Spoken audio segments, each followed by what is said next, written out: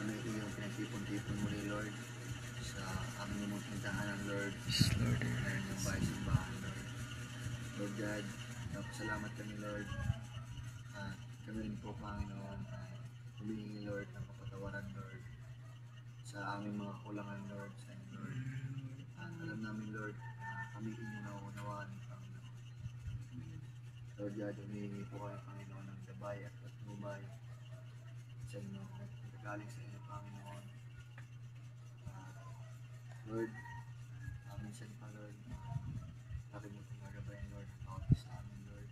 Sa aming pamilya, Lord, at ang aming mga man sa buhay, Lord.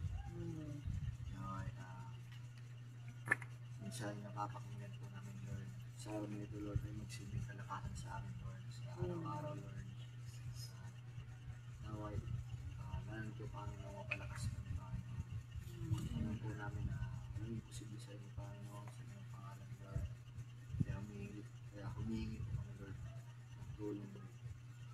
Kapatawaran namin yung galing sa inyo. Lord, minsan pa, wala po kami makinig, Lord. Hindi pinataas ka namin sa inyong pangalan. Discuss name. Amen. Amen. Tumakita po tayo ng dalawa pang kanta. Nawitin po natin ang Above All.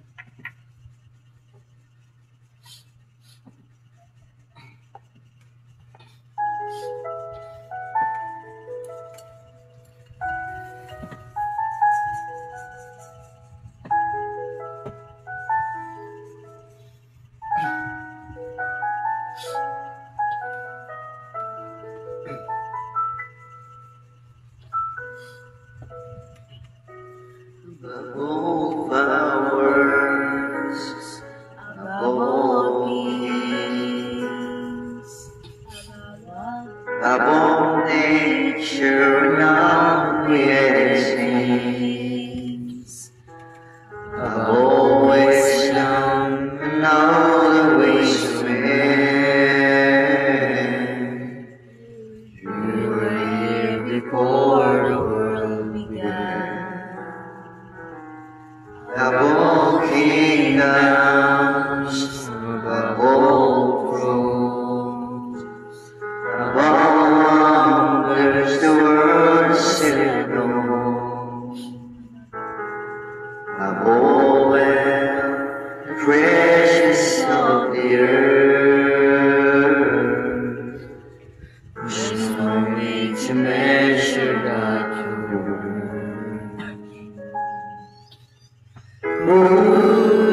Crucified, laid behind stone, you lived to die, rejected and alone, like a rose, rambled on the ground. You took me for Johnny, the Bible.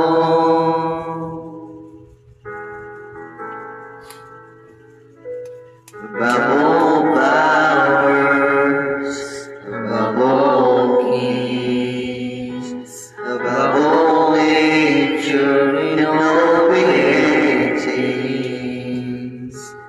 above all wisdom and all ways of men.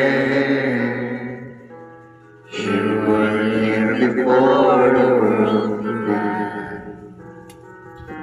Above all kingdoms, above all thrones, above all wonders the world has ever known, above all wealth and treasures of the earth.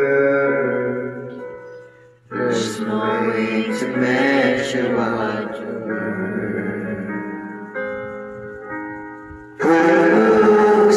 Crucified, laid behind stone, you lived to die, rejected and alone, like a rose, trampled on the ground.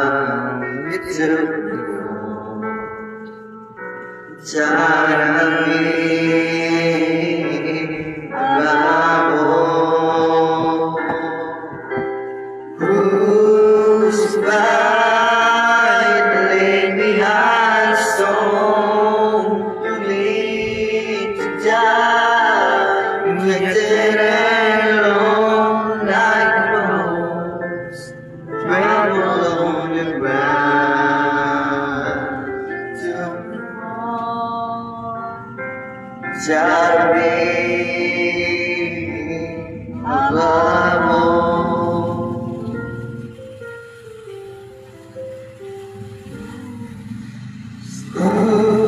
Crucified, laid behind a stone, need to die, rejected and alone, like a rose, round the ground.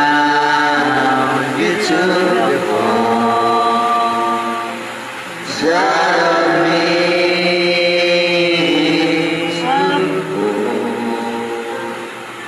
Shout me above all. Then, William, laro na ito, dapat na tayo sa bibigay ng salamat ako sa ating Panginoon. Amen. Ito naman ang may handog na awit. Salamat mo sa sarap. Amen, bagang lahat. Salamat. Salamat ako sa Panginoon na hindi niya ito napabayaan. Tuloy-tuloy pa rin ang pag-support ng Panginoon sa kanyang pinagpapala sa mga meron wala nang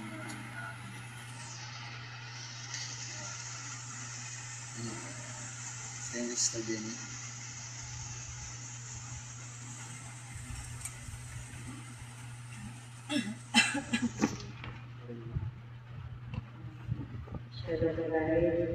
Sa lahat ng eskwela na totoo sa nangyari sa kanyang mga si Faye, nakagot siya ng aso, para ang mga eskwela na parating na yung ginawang kabutihan ng Diyos, kadakilaan sa aming buhay.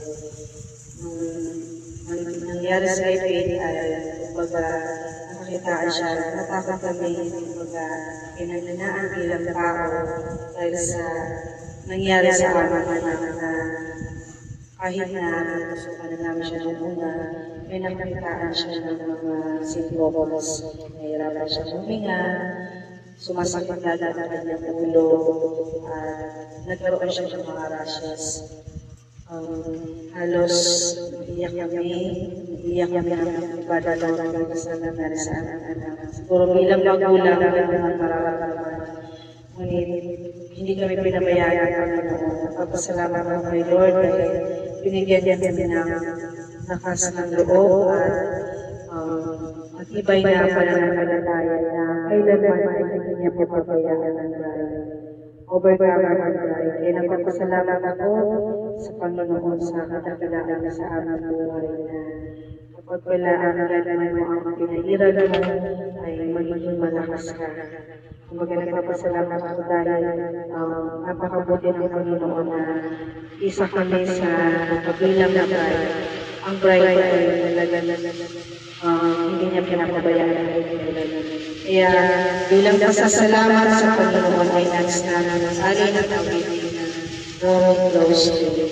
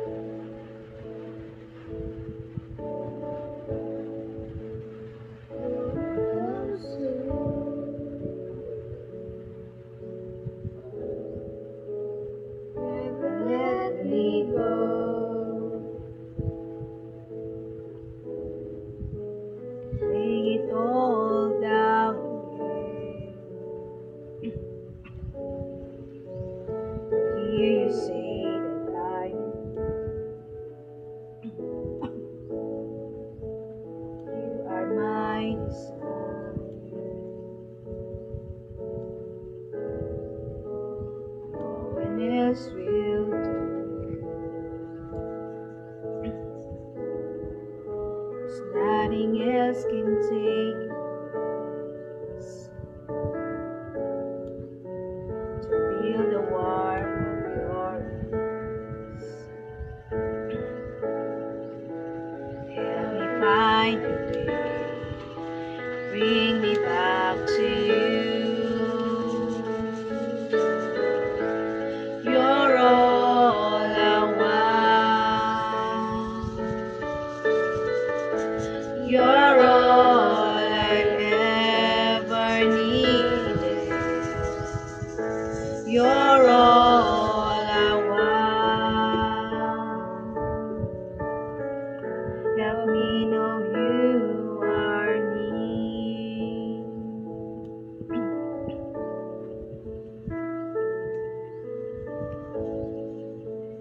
Close to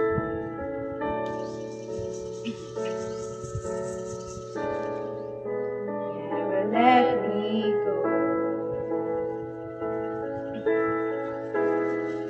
I laid it all down to hear you say that I you are my desire.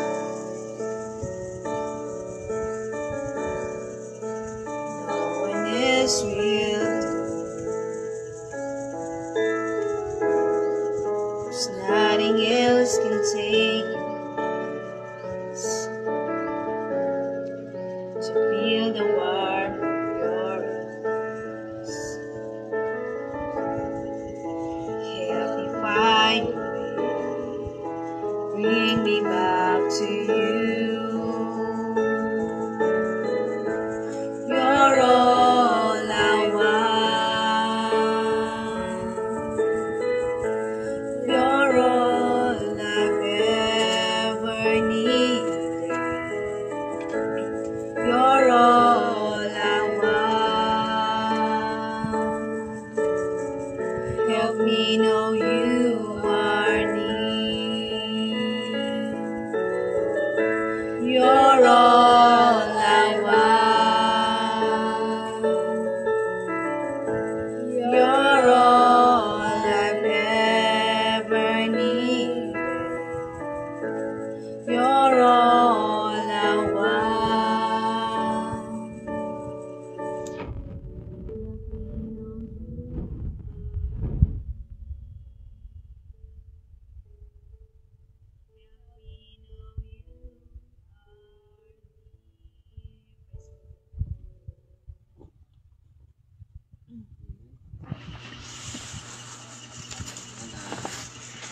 Bago tayo lumako sa preaching, awitin po natin yung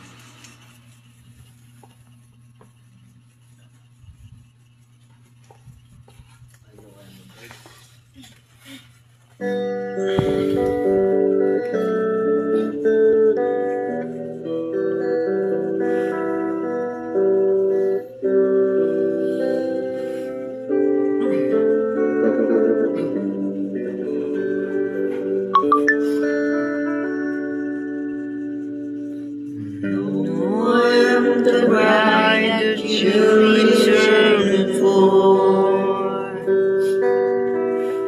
Wasting garments white wrinkles away, and I'm the worthy love that I am holding to. You're the one who's everything to me.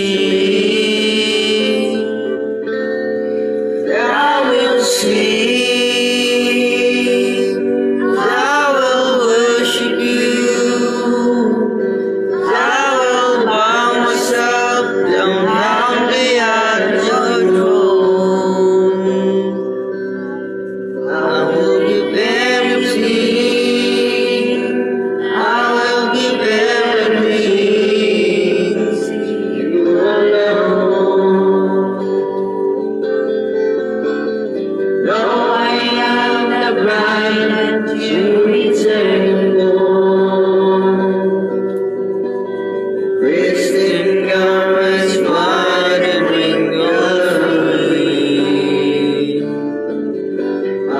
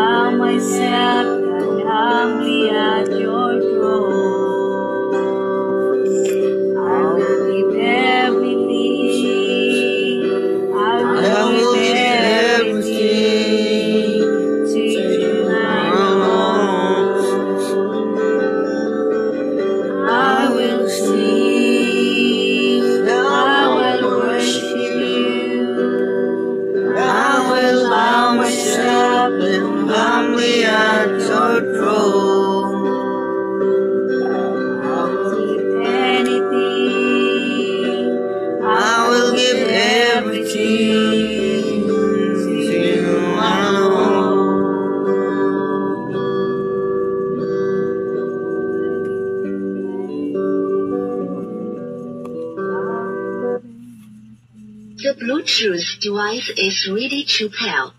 dito. So, isang gandang hapon sa lahat ng Nobel Cristo.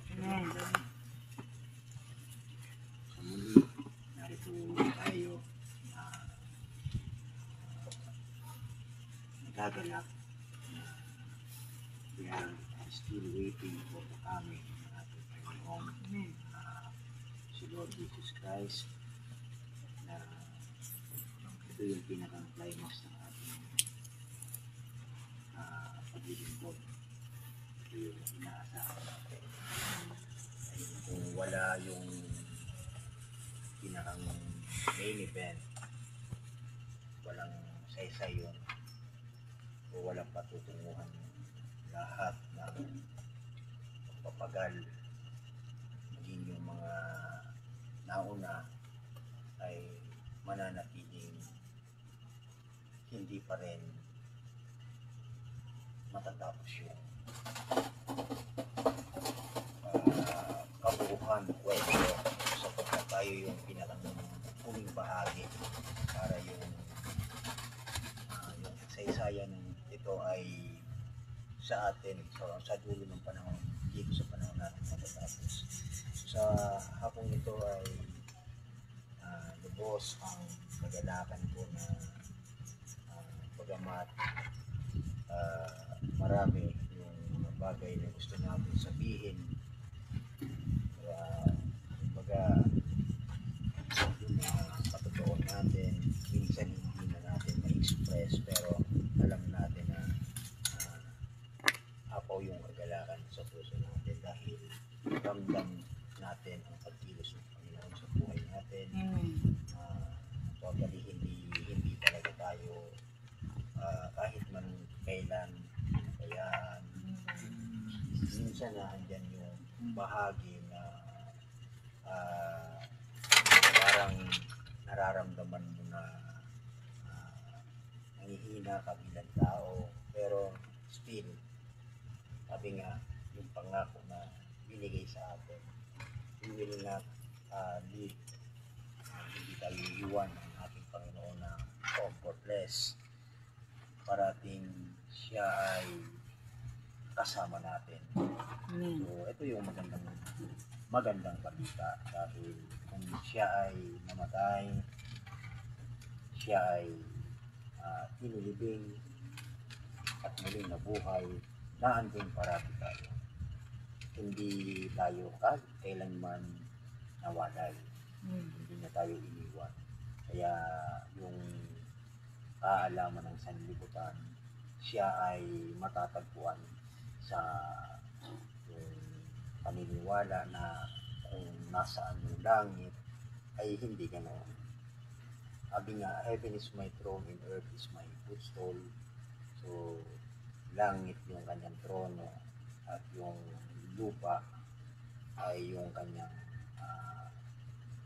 footstool na tinatawag, tinatapakan. So, tayo ngayon yung lugar ng kanyang pinapanahanan.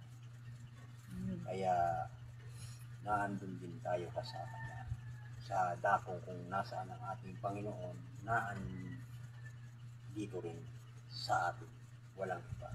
Hindi tayo maghahanap pa ng Panginoon natin kung hindi ang kinakailangan na ay ialis tayo dito, no? Yung presensya niya nagtatransform, mag-i-immorty ka na dahil sa atin. He is here in the form of the Holy Spirit until yung dulong bahagi ng world history, dahil habang ito yung kasaysayan ay patungo pa lang sa kawakasan ay ganun yung manner or anyo ng ating Panginoon or yung kalagayan.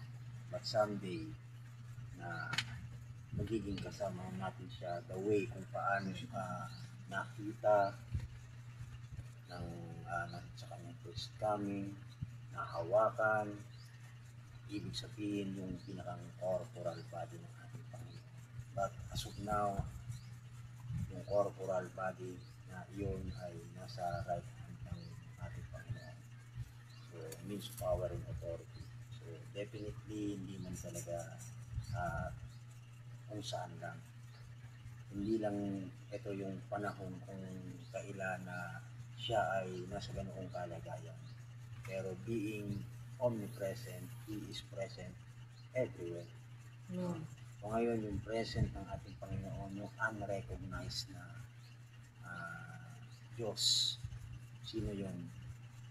Yung walang iba yung presensya ng Panginoon sa andong nobya ni Cristo. At we are very thankful after almost ilang linggo na ino-observe natin si Sister Kate, ang aking bunso, doon sa pagkakagat ng pusa na namatay yung pusa after 14 days, mga simptomas, kung ano-ano, pero alam natin hindi papahinto. Mas mangibabaw yung mga ganong bagay sa katawan ng kanyang tinubos na nobya. Kaya ngayon ay pabalik na sa maayos at magandang pakiramdam, pero nandiyan pa rin na may mga bagay siyang pero we are positive na hindi na yun yung may ginalaman sa atin, no? Pagka i-claim na natin, once we declared na yung hinihingi natin ay binigay na, hindi man tayo sinungaling. At ganoon din yung nangako sa atin, lalo pat pinapanghawakan natin ang pangakong iyon. Alam natin na ito ay pinagkaloob na talaga. Kaya salamat sa Panginoon. Yung puso natin, paglilingkod sa Kanya ay patuloy. At ito nga, kung ano man yung leading sa atin, walang magiging kahatangan dahil ganun pa rin. May heart desire tayo. At ito ang mga nakaraan, yung pagpunta sa dating pinupuntahan natin, dahil sa yung naga, pero hindi tayo nalilimitahan na kung anong bagay. Hinihintay lang natin yung leading din sa kanila yung mismong magkaroon ng open door. Ibig sabihin, para tayo ay muling makadalaw sa kanila. Andun yung at-desire natin para i-persiparati sila. Pero kung sila man ay may mga bagay pa rin na nakikita na kung ano pa man na hindi pa rin maialis, considering na yung sitwasyon parati in natural standpoint, yung nagiging kabigatan, ay pag-pray natin, let us just commit them, commit everything to the Lord. So, doon na lang tayo aasa na ibigay ang lahat ng bagay ng yan sa Panginoon. Hindi man natin, dahil ito naman ay everything comes kung ano yung miracle ng Panginoon. So, ano yung revelation na pinagkaloob sa atin, hindi ng bawat isa, ay kagalakan natin na tinatayuan ng bawat isa doon. Whether wala man tayong physical na fellowship, pero tayo ay naandyan pa rin sa isang lugar na tayo ay inito ng Panginoon. Walang ibang lugar na tayo ay pinag-ipo ng Panginoon kundi sa kanyang katawan. Hindi in a certain place na geographically na kung matatagpuan mo, kundi ito yung mystical body lang, body ng ating Panginoon. Doon tayo secure. Kaya ganun pa man, moving forward, yung last time may isang sister na nakausap ni Sister Jennifer yung nag-invite sa atin. Ito yung side ko dyan sa bagay ng yan. Hindi tayo close o kung ano pa man, dahil in our heart naging bahagi yung mga dating kasama natin. Sila man ay nagpapatuloy din tayo, all things work together for good, tayo man ay na nahiwalay, pero ang heart desire lang natin is talagang yung makapagpatuloy. Amen. Wala tayong dalahin na yung mga hindi pa tawag dito yung masama ng loob. Ibinigay na natin yun sa Panginoon. At nasa sea of God's forgetfulness na yun. Kapag nagkita-kita, kung ako ang tatanungin ay lubusan na akong nakarelease sa bagay na yan. Hindi ko na tinitignan yung bagay sa nakalipas. Ang tinitignan ko nga yung mga bagay in the future. Dahil hindi tayo yung tawag dito yung palaka. Na habang ang palaka ay tumatalong, ang kanyang paningin ay sa hindi doon sa unahan. Kaya nga minsan na ma-observe, talong talong yung palaka, hindi man siya makaalis dahil hindi niya tinitignan yung patutunguhan. Hindi tayo yung moving on the o kaya tumitingin backward. Kaya all things work together for good. As I said, pinahintulot ng Panginoon na tayo ay tumayo manindigan for the benefit na tayo ay mas lalong mag-mature. Yun lang yun lang ang talagang layunin sa atin ng Panginoon, na hindi tayo matitinag. Alam ng Panginoon na tayo ay bride of Christ. And then, ang bride of Christ ay kahit anong mangyari, nakakaiyan. Magtatalog ka yan. Amen. Dahil the same spirit that was in the bridegroom, yun din yung spirito na nasa kanyang nobya. Hindi, yun yung hindi mo po pwedeng limitahan. Na kapag nilimitahan mo na ang iniisip natin, you have the spirit of God will measure.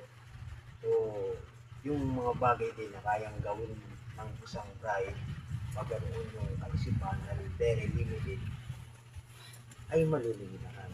So, tayo ngayon ay hindi gano'n. Tayo ay ating na hindi na po pwedeng limitahan ang kakayanan ng Nobel ni Cristo. Bakit? Tayo ay nag-manifest bilang living word sa panahon natin. No, sa hapong ito, i-share ako ng isang paksa na kapagbigay ng kalakasan sa ating pananampalataya sa 2 Corinthians chapter 4 verse 16 to 18. Sabi dito, for which cause we faint not, but though our outward man perish, yet the inward man is renewed day by day. Tagalog, kaya nga hindi kami nang hihimagod, bagamat ang aming pagkataong labas pahina, ngunit ang aming pagkataong loob ay nababago sa araw-araw. Dalawang uri ng katauhan dito sa verse 16, yung inward or yung inner man, and then yung outward man. So dalawa, inward and outward man. So verse 17, for our light affliction, which is but for a moment, work it for us as far more exceeding and eternal weight of glory, sapagkat ang aming magaang kapighatian na sa isang sandali lamang ay siyang gumagawa sa amin ng lalong bigat ng kaluwalhatiang walang hanggan. So yun yung contrast between yung tinatawag natin ng yung nararanasan natin na affliction, hirapan ano man yan, ay sa kung titimbangin natin, ito ay wandang magaang kapighatian lang kumpara nung kapalit. kung saan after this life is over, may ibang bahagi, yung pangalawang bahagi ng buhay natin ay puro kaluwalhatian. Hindi yung contrast between this negative and positive side of our life. Kaya alam natin yung kalagayan natin. Yung iba, pag ganitong kalagayan, sa desperation, ay imbis ng ma-overcome ay puro panghihina na lang. No? Hindi nila maramdaman na sila ay mananagumpay. Bakit? Hindi sila nakauwi sa Panginoon. Right. Ito pala ay pansamantala lamang. So, mas mainam yung mga bagay na naghihintay sa atin. Yung kaluwalhatian nila. Amen. Sa verse 18, while we look not the things which are seen, but at the things which are not seen. For the things which are seen are temporal, but the things which are not seen are eternal. So, gusto kong kunin yung bahagi na yun, yung last verse, the first paragraph. Yung lilook on sa dito, looking at the unseen. Tayo ay nakatingin sa mga bagay na hindi nakikita. Bakit?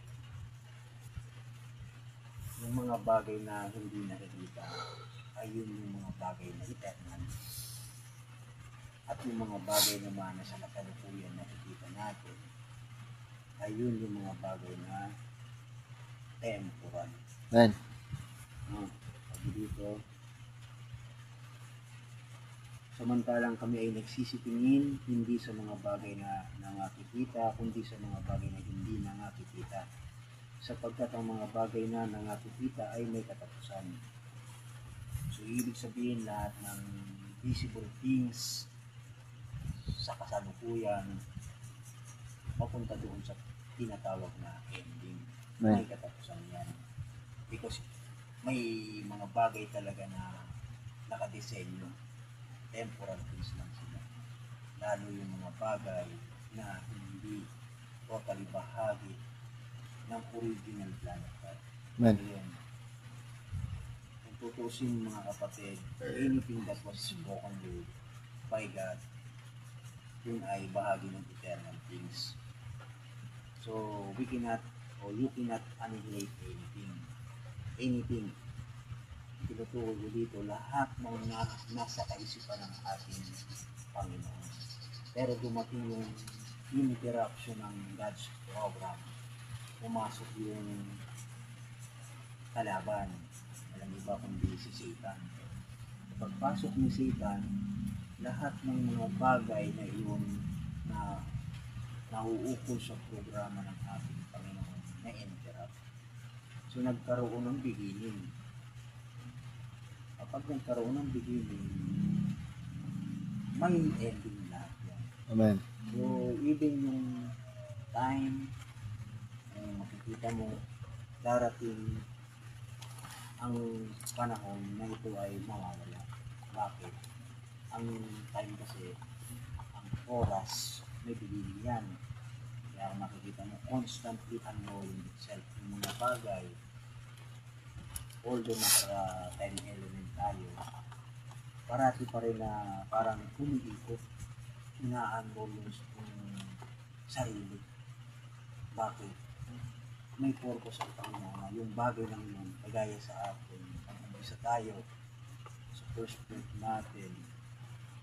Yung first birth natin, sabi nga, it's a mess. In that way, we have nothing na wala tayong ipagmamalaki. Lahat puro negative. Yes. Amen. Dumating tayo sa pamamagitan ng unang kapanganakan tayo isang sinungaling, nagsasalita ng mga sabi na kampalasanan, kaya minsan hindi makontrol yung sarili, na andyan yung nature na perverted. No? So, ang lahat ng yun ay yung expression sa pamamagitan ng first birth, yun yung perverted kay Satan. Kaya, hindi ka po pwedeng manatiling ganun. Dahil kung mananatili ka sa ganung kalagayan, wala kang dalawang katauhan. Yung kalagayan na sinasabi kanina natin. Outward, Inward. man. Man. Amen. So, kaya malinaw yung sinabi ng ating mahal na propeta na when the Holy Spirit comes upon you weekly, you will become a people being. Yun pala, doon ka palang magiging dalawang luping katauhan. Yung kalagayan. One is outer and one is inner. Kaya yung part na outer man connected sa mga bagay na temporal things. Yun yung nakakapagbigay sa atin kung paano tayo nalilimitahan. Yes. Pero deep inside, may part na hindi mo kung pwedeng limitahan, na andun yung potential, na ano yun, nag-grow yun. Bakit sinabi natin potential? Yung first birth natin ay sa pamamagitan ng new birth, nagkaroon na tayo ng power of transformation, transform na tayo. Amen. Kung paano tayo dati ay ordinaryong nilalang na parang pinanganak na simpleng tao lamang, si Ginoong, sabi ni Brother Branham, yung first William Branham is the rank, rascal, etc. and so on and so forth. Yun yung expression niya dito sa tinatawag natin first birth.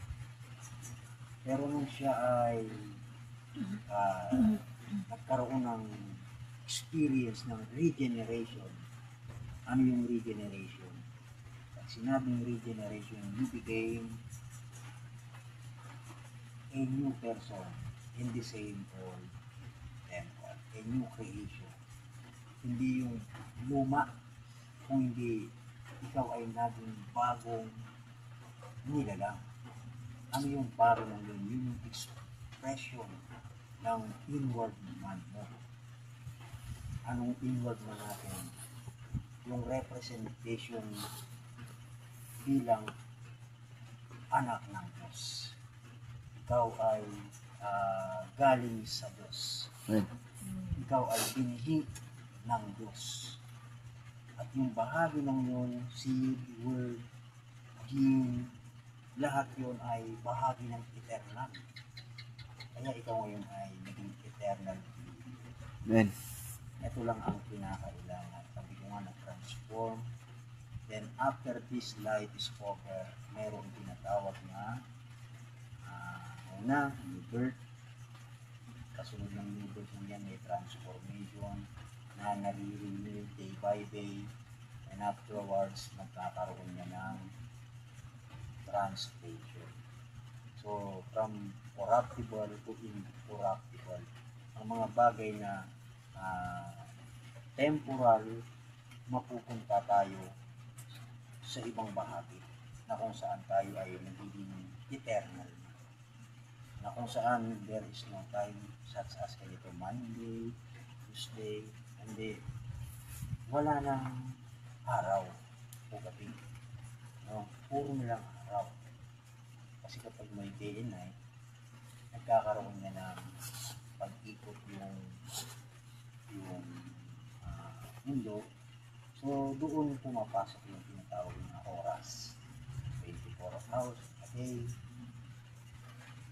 Yung kalahati, gabi, yung kalahati, Umaga. araw.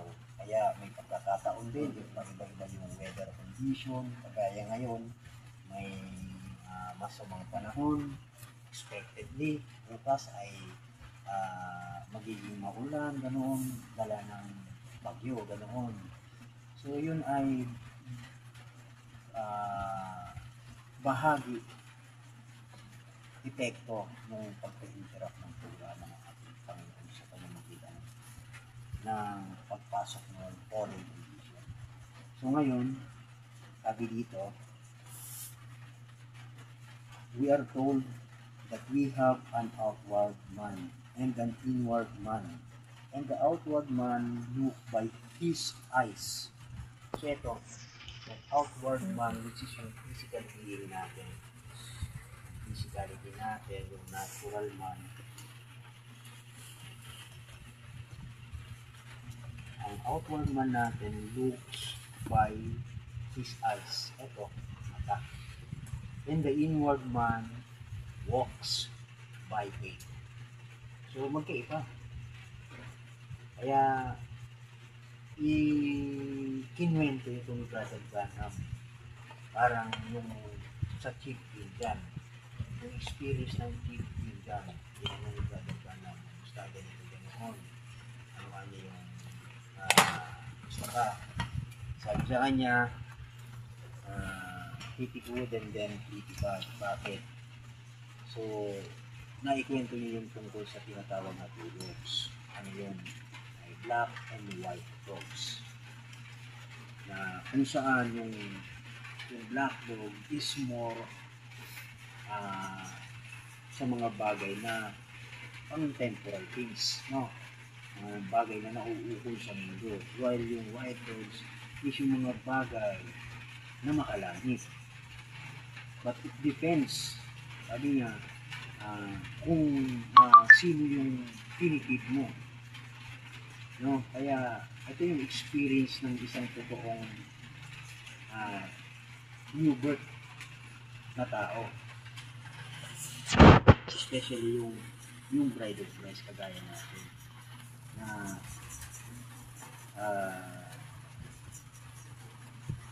yung isa, we look sa pamamagitan ng eyes, and the inward man walks by faith.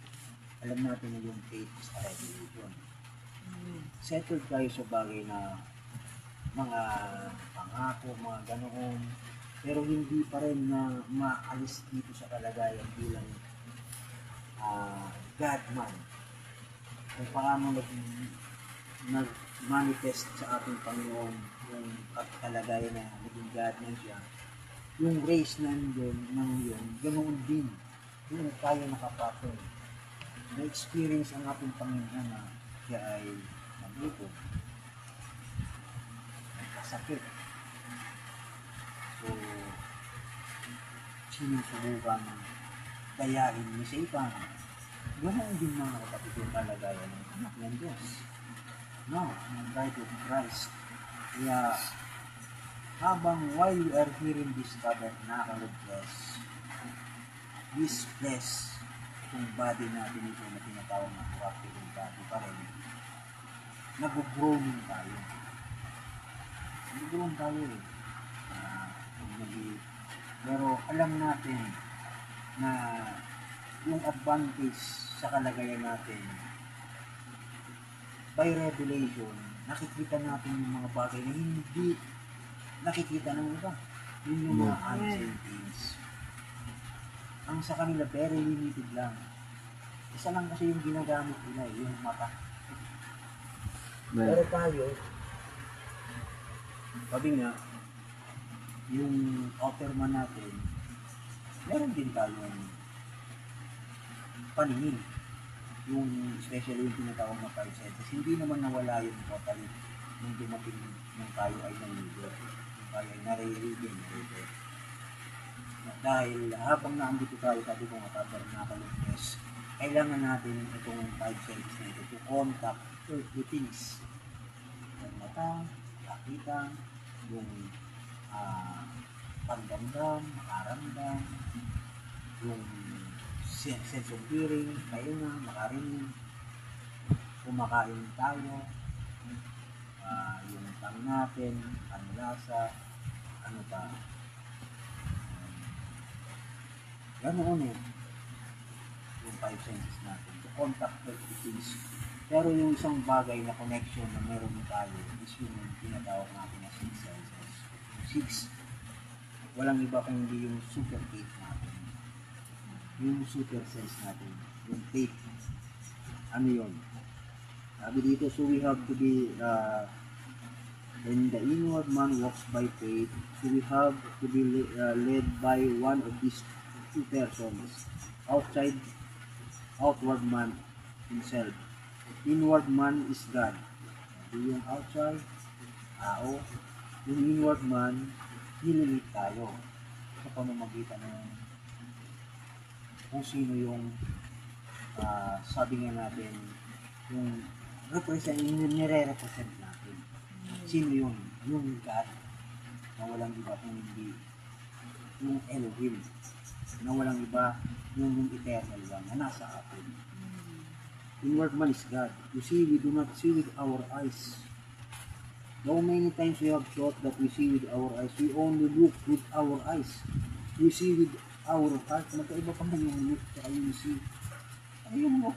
Ito yun, talagang ginagamit naman natin. Pero yung ginagamit natin para makakita sa mga bagay na yun yung ano yun, yung heart natin. Pag sinabing heart, it is the spiritual being. Yun yung part ko sa amin. Spiritual, bakit? Yun yung throne of God.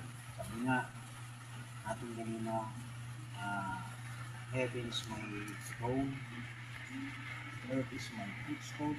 Ito yung earth eh. What is heaven? Yung heaven, nagkaroon ng blending.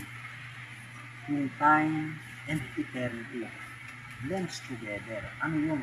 Ito yung bound with time. And then yung eternity, yung God alone. Sabi nga, when God sends down your representation, you become a new creation in the same old temple. Kaya yung temple na yun, yung part na may earthly, pinanahan ng Panginoon, yung langit at lupa, embrace, hug and kiss together. Yun yung pinakang essential na kaganapan. Then sabi dito, Jesus told Nicodemus once, except a man be born of the Spirit, he cannot see the kingdom of God. Yun yung pinakang totoong pagiging born again. No? Na hindi yung kaalaman dati na pag nag-join ka sa isang church, yung mga tawag dito, mga denominational movement, mga man-made na grupo, let's say, Lesson Cristo, Baptist, hindi yun yung church. Kasi yung totoong church is called out. Ang totoong church yung mga nilabas ng Panginoon, tinawag palabas. So ngayon, hindi pa pala magiging, hindi ka mabobo na sa pamamagitan ng pagpasok sa church. Kung hindi, sabi dito, except a man be born of the Spirit, he cannot see the kingdom of God. In other words, he meant this, you cannot understand the kingdom of God until you are born again. Yun yung evidence, mga kapatid. You are not by joining the church, kung hindi sa pamamagitan ng pagtanggap ng mensahe sa iyong papangalan. You recognize your daily message. Bakit? Yun yung magbibigay sa iyo ng tamang pagkakaunawa. Malinaw na pagkaunawa. No? So, yung presence ng ating Panginoon, yung evidence yun na ikaw ay naborn again, kung meron kang clear understanding na tinatawag. At hindi po pwede, hindi mo makikita yung kingdom of God.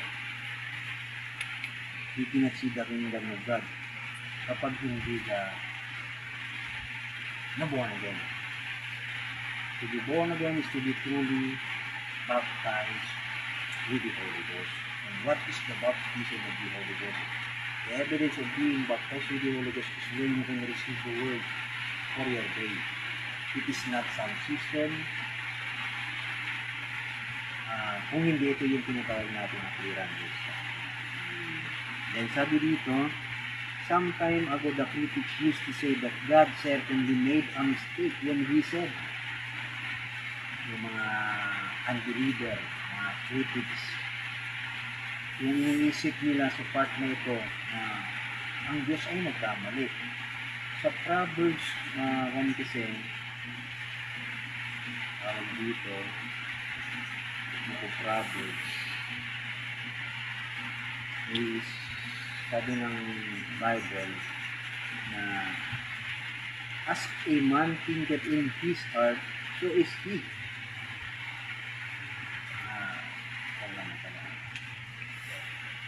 So yung tao, no? Yung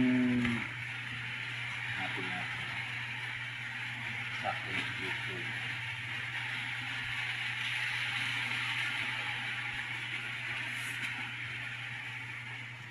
Sabi dito sa Proverbs 23 verse 7, as he thinketh in his heart, so is he.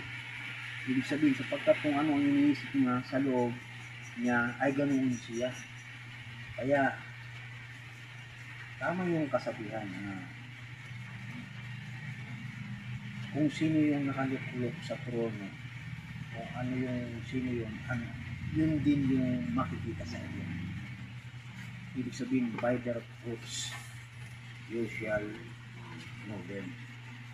Kaya yung mga unbeliever parang gusto nila i-interpret yung part na ito. Sabi dito, but later they find out now that God was right. They said a man had no mental faculties in his heart. Kasi iniisip nila paano naman anya ang isang tao mag-iisip sa pamamagitan ng puso. Wala naman mental faculties yung heart ng tao. No? Kaya unbeliever talaga yung kung ano yung bagay na naiintindihan mo. Yung foolishness sa mundo ay karunungan sa bride of Christ. And then yung karunungan naman na bride of Christ, kabaliktaran din sa mundo. Foolishness naman para sa kanila. Vice versa. Kaya, they said a man had no mental faculties in his heart, and that perhaps if God said that his heart, he meant his head. Baka niya ang gustong ipahiwa-hiwa, ang gustong sabihin ng scripture, ang tinutukoy, hindi yung heart, hindi yung head. He meant his head, but God doesn't make any mistake. When he said his heart, he meant his heart. Just like he does all of his other statements. They are perfect and they need no translations. They are just the way God said them. Not for another age, for another time, but for whosoever will. At all times, for God's word is perfect, everlasting, or eternal.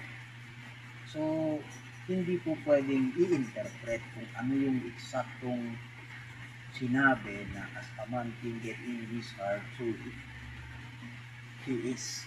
Ganoon talaga yun, hindi yung tinutukoy na head, kundi yung heart talaga. Kaya nga tayo, hindi tayo nag-iisip gamit yung head natin, yung mind natin. Magkaiba ang ginagamit natin ay yung puso natin, doon tayo mga kapatid. Bakit? Naandun yung wisdom sa atin. Diba kasi yung wisdom ng versus faith na tinatawag. One is head knowledge, intellectual, and one is yung tinatawag natin na revelation. There is a vast difference between revelation and interpretation. Karunungan ng tao hindi kapahayagan ng Diyos. So, walang mental faculties yung puso, pero naandun mga kapatid yung source ng lahat ng walang hanggan. Ano yun? Yung presence ng ating Panginoon. Yung kanyang dwelling place. Kaya nga, the third pool, ano yun yung third pool? Kung saan yung God sends down your representation. Pag hinanap mo ngayon kung nasaan yung throne of God, the very throne of God are now in the hearts of every believer. Amen. Naandun ngayon tayo. So hindi foolishness ngayon. Hindi mali yung sinabi ng Scripture na tayo ay nabubuhay sa pamamagitan talaga ng puso. Subukan mong tanggalin yung puso. Naandun kasi kahit naman sa ganitong kalagayan ng natural standpoint, yun pa rin yung nagbibigay buhay. The same thing sa atin. Bakit yun yung very throne of God? It is now in the heart of every believer. Ito yung spiritual being natin, which is the inward man. But the scripture says that sons and daughters of God are led by the Spirit of God. And you will notice a man or a woman that tries to walk after the things of the world, they never can please God. So, hindi po, ito naman yung tinatawag na manifestation. Though hindi natin ito yung major. Pero, yung Spirit of God, once na yun talaga yung nag-lead sa iyo, you are not after the things of the world. Amen. Sabi nga dito, you can notice, a man or a woman that tries to walk after the things of the world, they never can please God.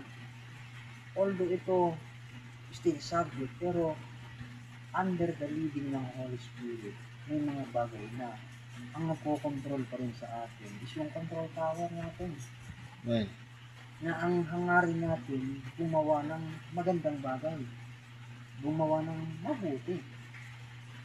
Bakit? Parang ganito yan. Tell me who your friends are and I will tell you who you are. Tell me who you are, your company, and I will tell you who you are. So, hindi po pwede na magkaroon ng dalawang master na paglilingkuran mo at the same time. Kaya nga yung tinatawag natin bulldogs, white and black,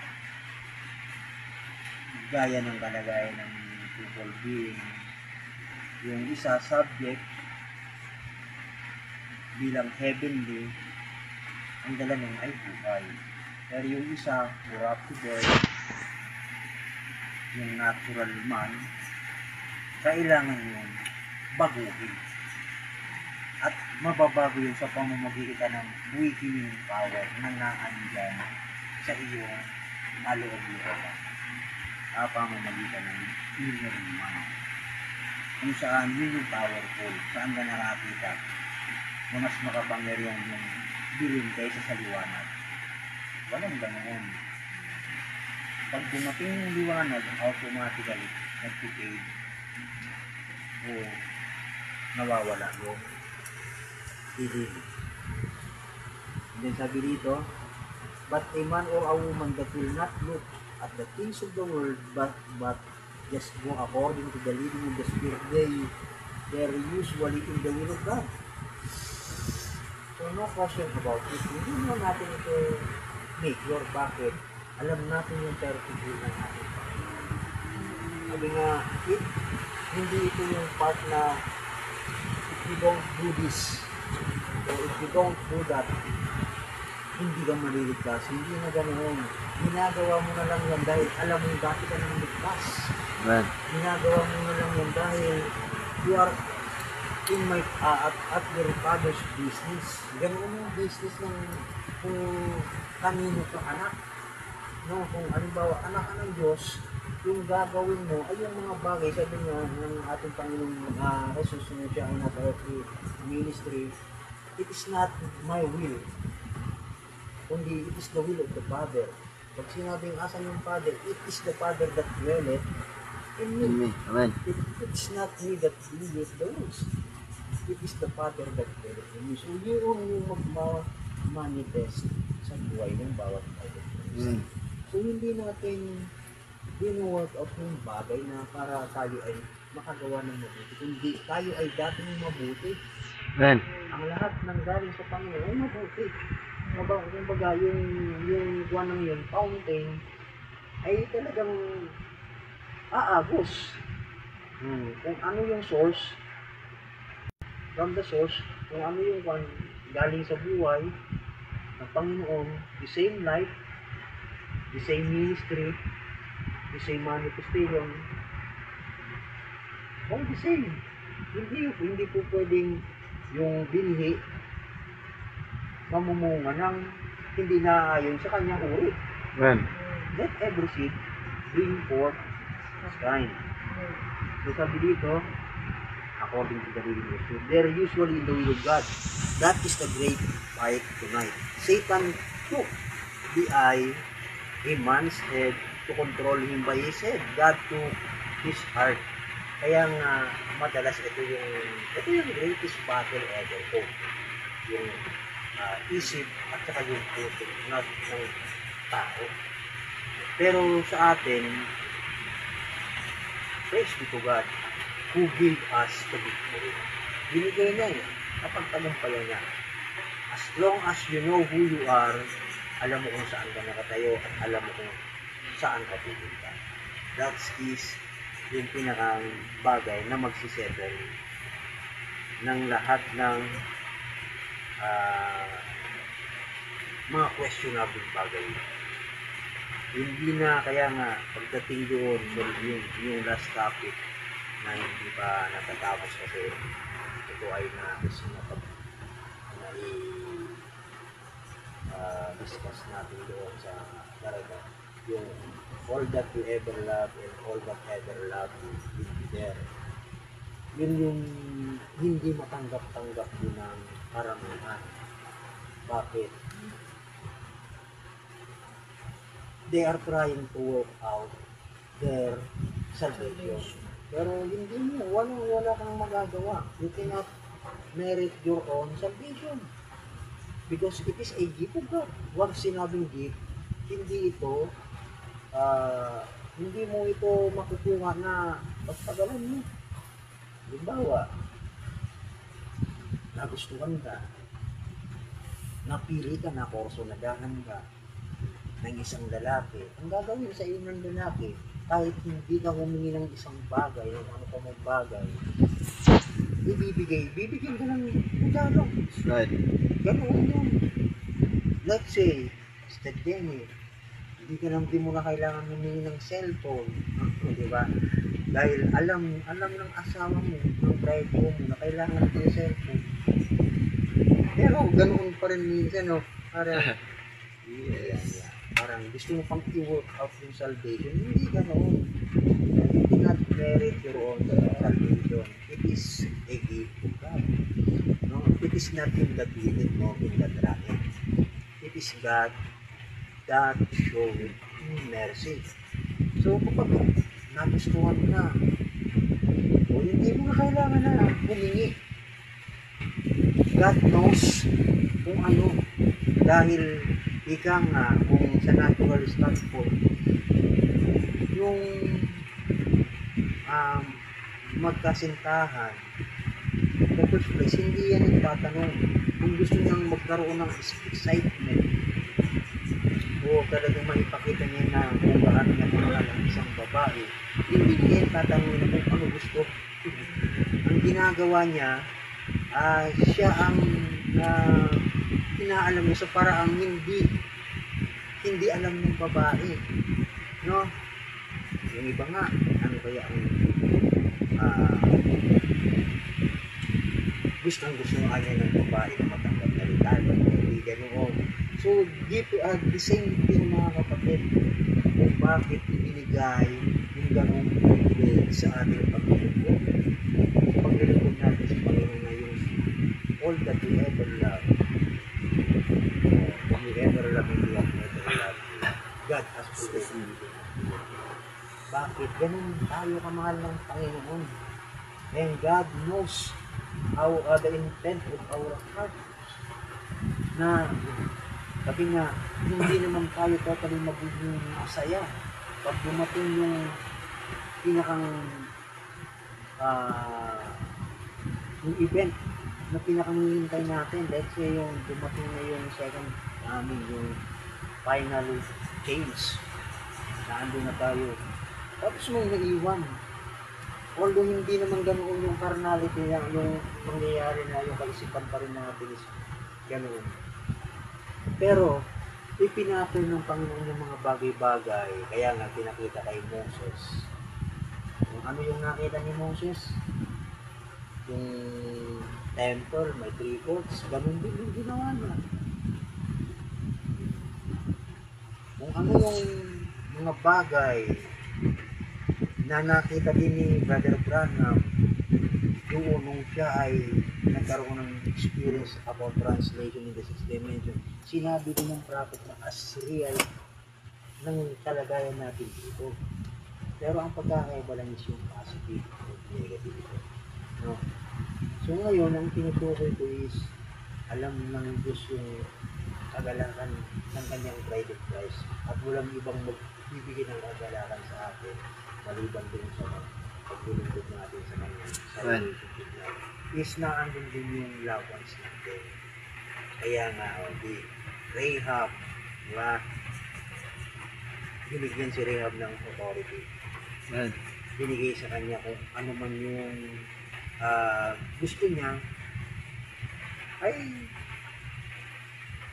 makukuha niya. Ask what you will. Ganoon din yung Queen Esther. Ganoon ka-espesyal na hindi mo na kailangan yung iba sasabihin pa lahat niya ay haharap sa paghuhukom. Wala na. Kung may ganoong pang paniniwala ay hindi yung pang-end time na paniniwala. Pero ang nakakalungkot, may mga nababasa pa rin ako na ganoon na they are trying pa rin na ilagay yung kalagayan ng bride sa kalagayan ng isang nominal church.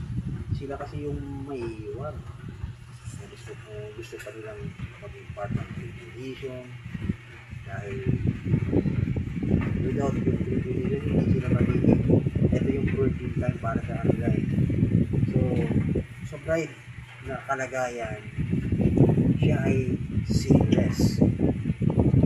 Blessed is the man whom the Lord will impute sin. Walang kasalanan na ibibilang sa mga ganito. Bakit? Walang sin. So paano bibilangan ng kasalanan? Walang kasalanan. Iba yung nagkasala. It is not you. The real you. Kung hindi yun yung minsan na nag-squatter sa katawan mo. At yung squatter ng yun, nag-squatter dati sa katawan mo. Pinatay na. Bakit? Sinubukan niyang ariin yung bagay na hindi niya pag-aari. So yun yung law na kailangan may mamatay para may magkaroon ng buhay. Tignan mo yung battle, si Jesus na para tayo ay mabuhay, may sakripisya lang. Yes. So ngayon naman, being Abraham's seed through Christ, we are here of promise. Ano yung promise na ibinigay kay Abraham? Yung binili ni Abraham. Kung gaano man magiging karami, lahat yun. Ganun din pag yung Philippian jailer, sa ibang pagkakataon, yung part nito, ipapatuloy din natin. Ano yung sabi sa kanya? Believe and all your household will be saved. And though your household will be saved. Hindi naman sinabi na manampalataya ka, yayain mo yung household mo, yung pamilya mo. Hindi. Ang kinailangan, manampalataya yung Philippian at kasabay ng pananampalataya. Being bahagi yan ang tinatawag na ano yung house. Walang ibang house, mga kapatid. Ito yung nire-represent ng kapatid ng hindi literal house. Hindi yung katawan. Kaya sa kalagayan, sa natural standpoint na makikita natin, ang babae at lalaki kapag kinasal, they are not two anymore. They are no longer twins. They are becoming one. Nagiging isa. So hindi na ngayon yung makikita. Isa na lang yung head. Ganun din sa kalagayan ng ministry ng Christ. Bilang tayo ang living word. Hindi na po pwedeng i-separate, hindi na po pwedeng i-compare na sino ba yung mas mataas ng pride, tuwing pride. Bakit? Hindi na po. They are no longer twin, but one. So, ganoon kasimple na napakasarap makita na kung ano yung programa ng Panginoon, yun yung nagbibigay sa atin ng papanatagan. Even dito sa tinatawag na magaan na pagsubok. Magaan na yun. Bakit? Bakit naging magaan? Binigyan ka na ng remedyo ng Panginoon para mapagtagumpay ng lahat. At ano yun? Alam mo na ang magbibigay ng solusyon ay kasama mo. Amen. Ang kailangan lang white ride. Hindi mo na kailangan. Kundi ang kailangan mo lang speak the word. Amen. Dahil ang Diyos na nasa sa atin ay hindi Diyos na pinagpili ko lang yung dead words na ganito. Kung hindi, yung buhay ng Diyos ang pinagpili. So, praise be to God. Hanggang dito na lang. Bago tayo tuloy ang magpapos, ay tayo ay manalangin.